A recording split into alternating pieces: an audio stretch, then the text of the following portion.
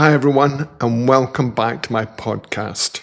In this episode 7, I'll be looking at the salvage part of the work I did. So my name's Stephen, I'm an ex-Royal Naval clearance diver, and like I say, I did some work about a year doing salvage, HMS Argyll, and this is what this particular podcast relates to. But I've also been a saturation diver and an air diver working offshore throughout the world. And a lot of these podcasts, virtually all these podcasts, really in regard to stories during that period of my life.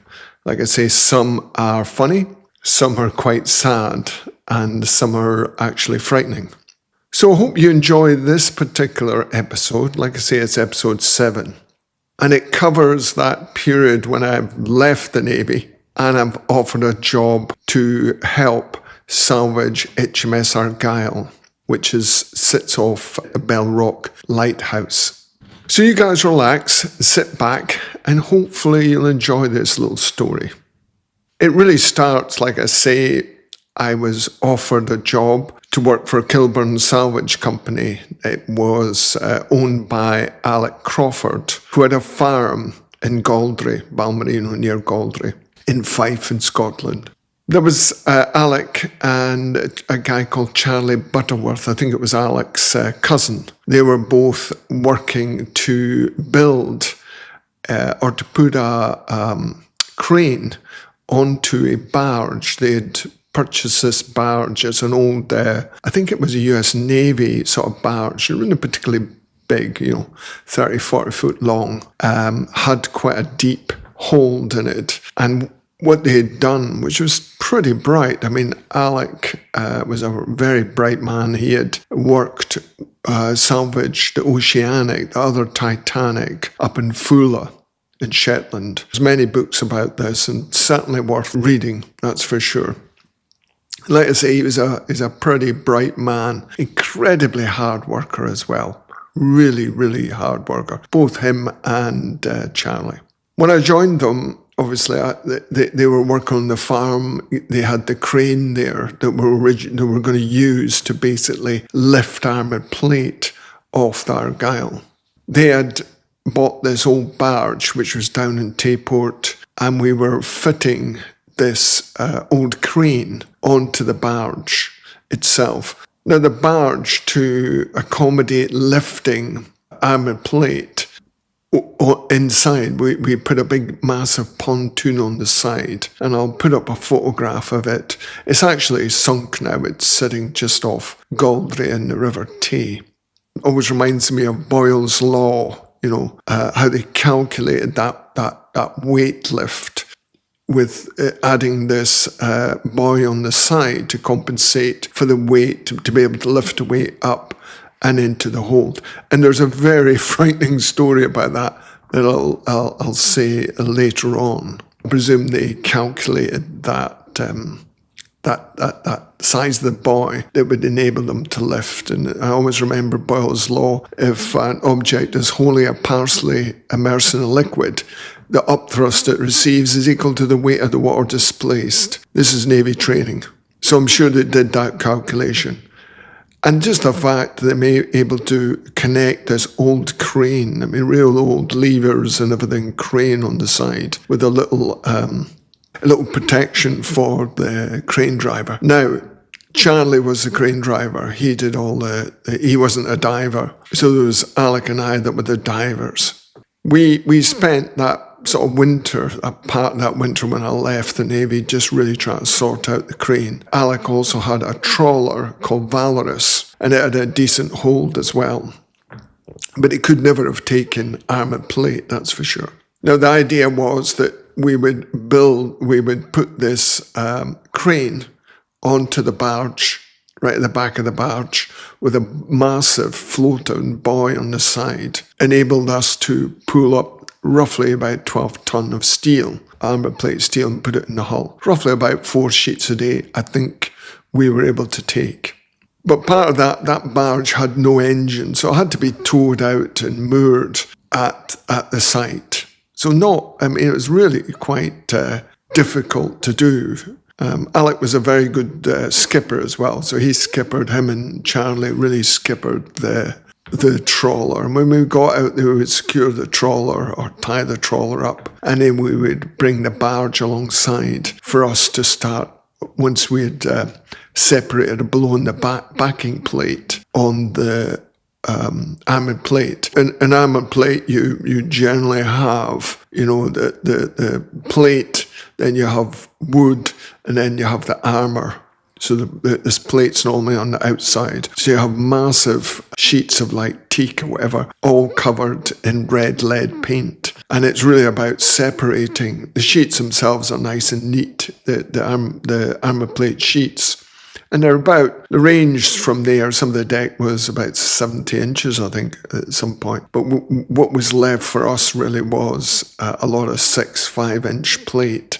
There was some 12-inch around the conning tower, which we were able to get, but it was curved. The flatter the plate, the better. Now, this plate was really in demand because it was pre-nuclear and could be used for various things. It's funny that when we lifted it, we were selling it back to the same German company that originally produced it, because similarly in the UK, they weren't that interested. I always remember Alec talking about this, and he wasn't very happy. And like I say, if you look at Alec's background, really it's a lot of engineering, a lot of diving, a lot of salvage. That was his. And even now, when I left, he went on to do some very, very deep salvage work with remote grabs, etc. I'll put a note about his books and everything in the description. Certainly worth a read. Very interesting guy. During that period, winter, we were going between surveying the wreck and getting this crane and this barge ready to lift for when summer came or when good weather. Because believe me, the Bell Rock itself is a treacherous place. The Bell Rock was built by Robert Stevenson. I think it was commissioned in 1811, I think, something like that, when it was actually turned on. So it's been there a long time, and it's just a massive reef, a deadly reef. And many ships have lost their... I've been lost there. In fact, one of my first dives, we went down to get a survey. And you always think of this wreck, and I remember this from the Navy, wrecks that have not been touched for a long time have just been taken over by marine growth. The Argyll basically set navigation. This was during the First World War. It was 1915.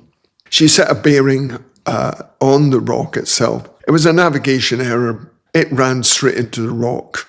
And it was a destroyer. It was a Royal Navy destroyer. So it hit there. Everybody got off.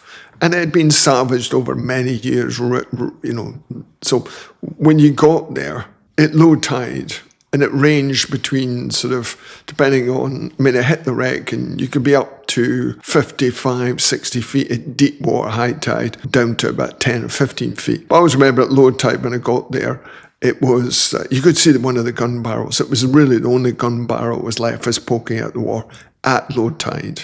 And it varied. There was horrendous tides. All our diving was based around that tide. And one of my jobs was, once we got there, was to jump in the water, dive down, get the line and secure it to the wreck so we could set up mooring and hold Valorous in position while we were doing lifting, basically. And you always wanted to be there as the tide was running, get in the water when the tide's running, get down there so you get the maximum amount of time where you're able to dive and recover armoured plate. But we did also, if we weren't able to recover armoured plate, we would go and recover white metal, brass, copper, etc. Just filling big barrels full of it and lifting it to the surface. White metal was the one thing that this is used for bearings, and it's worth a lot of money at that time. I think it was about £8,000 a tonne. Very good to get that sort of stuff. like I say, the first dive we went down, it was just covered in marine growth. You couldn't really see anything, a lot of kelp and things like that. But obviously that disappears once you start banging, once you start putting explosives in and blowing to separate the plates, which Alec was extremely good at. We were using submarine blasting gel with a debt, electrical debt to the surface. I wasn't particularly keen about that. These things it's just not particularly safe. And I always remember Alec was quite tired and we'd been diving all day and one of the bangs didn't go off. And he asked me to go down and check it. And to be honest, this is a standard thing in the military. That if you've laid it and it doesn't go off, you go in and fix it. Don't ask somebody else to do that. It's your mistake. And I did explain that to him. And he accepted it and he went and sorted it. Now, the first few bangs, you just end up with loads of fish on the surface. Wrecks tend to hold lots and lots of fish. But the first couple of bangs, after that, there's virtually no fish. They seem to know to stay away. When you first arrive at the Bell Rock, and when we got there, it was always a swell. And, the lighthouse itself is 24 metres high. And it had three lighthouse keepers there as well. We made very good friends with them. We would always make sure that if it was very good weather and we were able to get on to the staging area at low tide, there's a sort of a little staging area where the boat can come along or a Zodiac come alongside. And they'd normally drop me off and I would go up and give the guys papers, rolls, etc., whatever we thought they needed. Especially papers. Many times when we dropped them off, I would go up the top, be able to sit with the guys in the tower, and you just get this fantastic view. The only way you would be able to get on if it was good weather, flat cam. So I really loved it. And I always feel quite privileged to have done that, to be able to have been on the Bell Rock. But like I say, it's very dangerous work. I mean, we're all in, Alec and I are just in wetsuits, single tanks. We're basically diving ourselves. It's not like we've got lifelines on or anything like that. You drop in the water, we have an idea of either banging or searching for white metal or whatever to recover. I had had many great dives. One in particular was, I was working my way through and we'd done a bang and lifted some armoured plate in this area. It was always worth, once you lift the armoured plate, is to go and look under it because it's all collapsed on top of other stuff. And what I noticed was just lots of little white metal bearings everywhere. And then I started to look further and it was actually an old storeroom. I found two pocket watches, one silver and one a Pusser's aluminium one. Also, I found knives and forks with the name of the Argyll on it and a few other bits and pieces. But what was strange was I found encrusted together tiny little brass locks. I mean, tiny little, they were heart-shaped, square-shaped, everything. I took a handful of them as well. It's not what we were really after. The main thing was armoured plate. That's where the money was, really. But it was a great little find. I spent a good number of dives just clearing that out. Like I say, you were really, really dependent on weather. You were dependent on swell. You couldn't lift 12 tons of steel in a swell, and you really needed decent weather to lift. So you can imagine the River Tay itself, until you got into pretty much good summer, that's when you had good weather. And from Tayport Harbour, it's where we were based. It would take us about 2 hours with towing the barge to get out to the Bell Rock. So it's 2 hours out, 2 hours back. I mean, sometimes to meet the tide, we'd be going down at 1 o'clock in the morning and then actually steaming out there to get there for the right tide. Quite hard work. And I was always impressed by Alec and Charlie, how hard they worked. Both really good guys. I really enjoyed working with them. Charlie, a little bit eccentric, I would say, but very competent. A few times we would go to move lumps of steel and I would very quickly assess whether we could lift it or not. Otherwise we'd have to get a crane. But Charlie had this idea that he could lift anything. And a few times we'd get round, I would just like, Charlie, this is too heavy. But he would always he was a great, great guy. I would say slightly eccentric, but a good guy. Mass waving hair, massive beard, a lovely guy. So you imagine the three of us, quite a tight team. So we'd probably spend one day, maybe bad weather or not good for lifting, where we'd separate the armour plate, prep them ready for lifting when it's good. So we always had plates ready to lift. But we'd tow out there, say it would take 2 hours. We always have some nice breakfast and everything on the way out, get into our wetsuits. One of the things is that, it takes time to moor the vessel, to get everything tight, to put us in position above a sheet of armour plate. It's not easy. You think, it's very simple, but this barge had no engine, so manipulating it or moving anything was through Valorous, the trawler that was taking up on ropes and slackening up on other ropes to position us over the top. And with these massive chains that we'd put round the armour plate, would lower down, connect up onto the crane on the barge itself. And we'd be pulling from the side, we'd be lifting from the side with a big counter buoy to counterweight the lift. So we'd start to come up, Charlie would be lifting, and he was very good. I must admit, this was all levers, it was very oldie. But what you had to do was just get it up to a position and then just bring it across into the hold. And as soon as it's over the hold, you start to bring it down. You cannot let it go past that because it will just flip the barge. It will just crash into Valorous.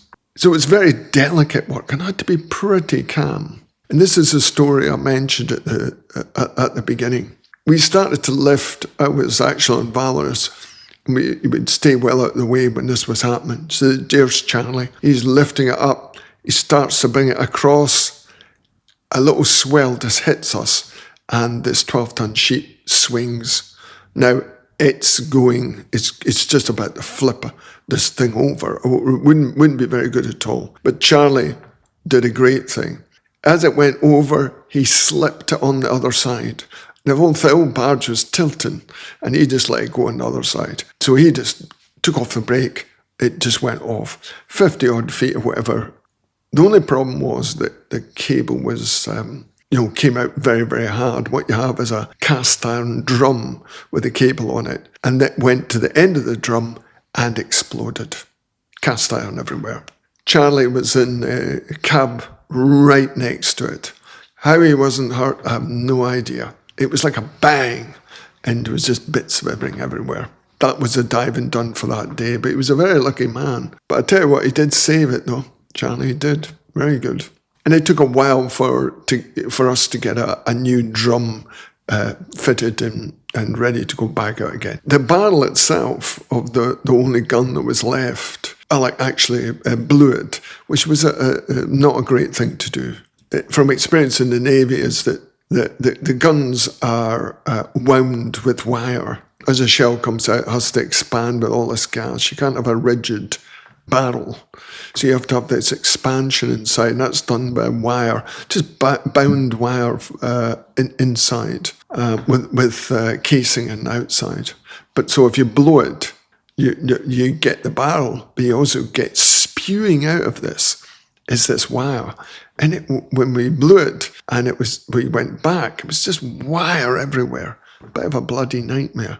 And when we started to pull the gun up, of course the wire was spewing out the end, which we had to secure. I found all of this pretty exciting. Like I said, it's very tiring.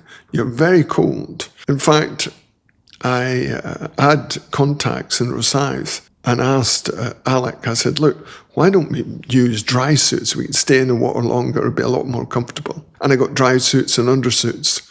Alec just sold them on. It was just madness because he was used to using a wetsuit. He was more of a scuba diver. You can imagine I've come from this very professional, very safe, very professional environment into, it was a completely different environment. There was very little health and safety.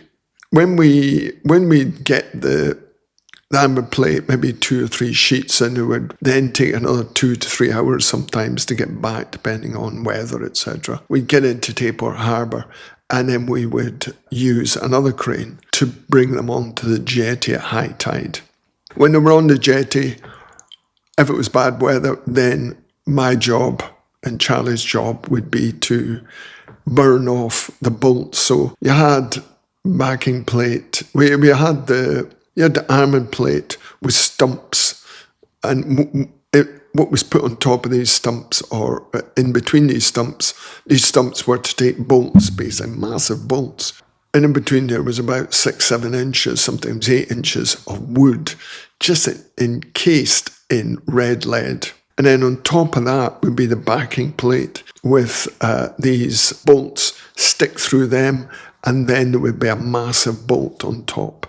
So it would hold the whole thing together. And we had to remove, basically, the bolts and then rip off the backing plate and by hand just break off all this wood. Hard work, incredibly hard work. You got used to using a settling tool, etc., a cutting tool. Then we burn off the stumps as well. So you're left with just a nice clean sheet of metal with a slight curve. Like I say, the less curve, the more money. But it took time. That's a lot of work, physical work, to get that sheet ready to be picked up. Argyll itself was, I think it was built in 1902. This was 1915, but she ran into the reef at the Bell Rock. Like I say, it was a navigational error, and it had been salvaged quite a lot. I think Alec bought the rights to salvage in the 80s, or maybe 70s, late 70s. I do remember when we were doing an extended survey of the wreck, and I ended up going beyond the wreck itself. And I did find an old cannon. Obviously, it was covered in marine growth, etc. But I do remember that, and speaking to Alec about it. But halfway, about 3/4 of the way through, I was telling him I want to go and work offshore, and I had the potential to go and do a course in Fort William, MPI, Magnetic Particle Inspection course for underwater, for inspecting welds. So I explained to him that I was going to leave and hopefully do this course to get offshore. So Alec asked Charlie, would you like to learn how to dive? And Charlie was up for it. We were all at the Bell Rock itself. Beautiful, sunny day, flat cam. And Alec decided to put Charlie into some diving gear. You can imagine Charlie has done 0 diving. And the Bell Rock is certainly not a good place to start diving or to learn how to dive. I was against it. I was not for it. I thought it was going to be disastrous and very, very dangerous. Got Charlie in his gear, and he was quite uncomfortable. You can always tell when somebody's comfortable or not, and he was not comfortable. We got him in the water. The tide was running slightly, and we just said, look, drop down to the wreck. No lifeline, no nothing. Not a good idea. Anyway, Charlie goes down. This is one thing. If your tide's running, right, and you want to follow the bubbles will be travelling much faster than the diver. The diver can be sitting here and the bubbles will be going that direction. Alex started to say, oh, well, he's on the move, we'll follow him. That wasn't the case. Eventually, we couldn't see any bubbles at all. And then within about 15 minutes, I was getting quite worried. I thought I better start to get my gear on and go and have a look. But all of a sudden, about 20 or 30 feet away, Charlie erupted on the surface. He just ran out of air, basically. So we zoomed across, dragged him in. Just not a good thing to do. And I'll tell you that Charlie, actually, I didn't know this for many, many years after, that he had died in a potholing accident, a diving potholing accident down south. You know, I was very sad to hear that. He was married with, I think he had 2 children. And when I heard that, you know, it kind of related back to that moment there. So I was very sad to hear that. Like I say, I really like Charlie. He's a good lad. But I'd had enough probably of the Salvage. The money wasn't great. Like I say, I really wanted to get offshore. But that period, that little Salvage period of sort of 8 months, 9 months, was excellent. I thoroughly enjoyed it. And I keep saying it's a bit like boys' own stuff. And it was like that. It was hard work. I was buggered and knackered all the time. I always remember Alec, who never seemed to be doing any knowledge of decompression or how long you should be in the water at a certain depth. I kept my own time. So I always logged myself what time I was going in the water, what depth, and using my Navy tables to sort of generally know how long I should be there.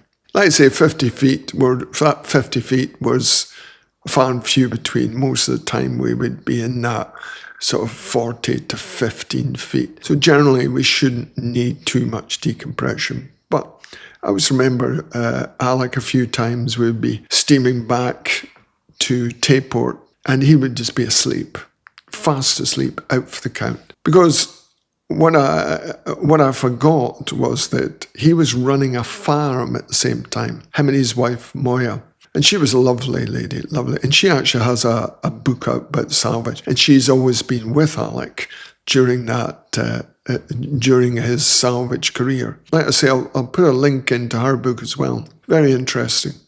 But it all had to come to an end. And I explained to Alec that, and he was okay with that. You know. And eventually said goodbye to them. But I didn't leave just with me because we were getting Charlie up to speed with diving as well.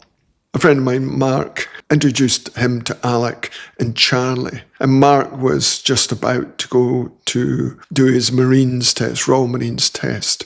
He would then become the deckhand. A few months later, he said, Jesus Christ, Stephen, this is really, really hard work. And it was.